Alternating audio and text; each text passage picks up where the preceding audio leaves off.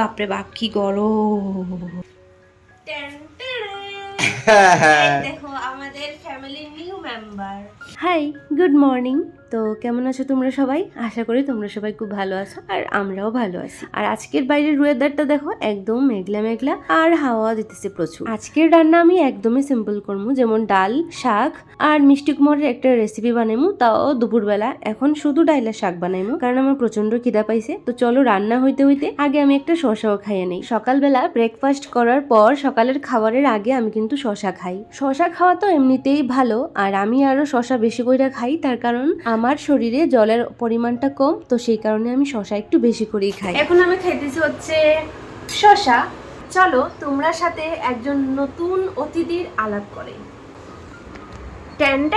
এই দেখো আমাদের ফ্যামিলির নিউ মেম্বার। এটা কালকে আমরা সেট করছি আর এখানেই রাখছি। এই যে ব্যালকনির দরজা, আর এটা রাখছি এখানে। কেমন লাগলো আমাদের নতুন অতিথিকে? আর এই যে কিছু শাক দেখো এখানে মেল্লা রাখছি, ফ্যানের বাতাস দিয়ে শুকাইতেছি, তার কারণ একটু একটু ভেজা আছিল। তো তো অর্ধেক শাক আজকে বানাইতেছি আর অর্ধেক কালকে বানাইবো, তো সেই কারণে একটু জলটা শুকাই গেলে রাখলে ভালো হয়, না হলে তো পচে দিব।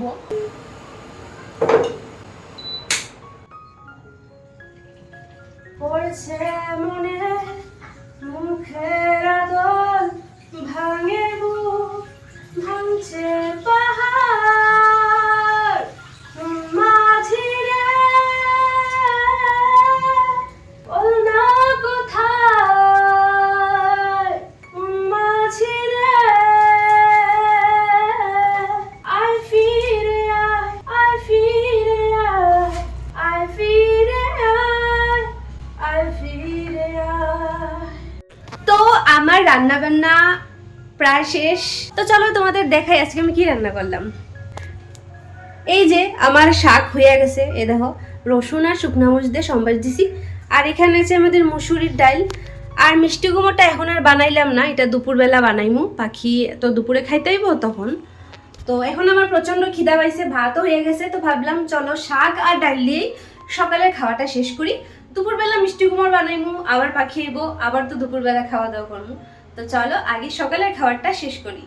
এই যে আমার থালি রেডি। বাপরে বাপ কি গরম, এই দেখো।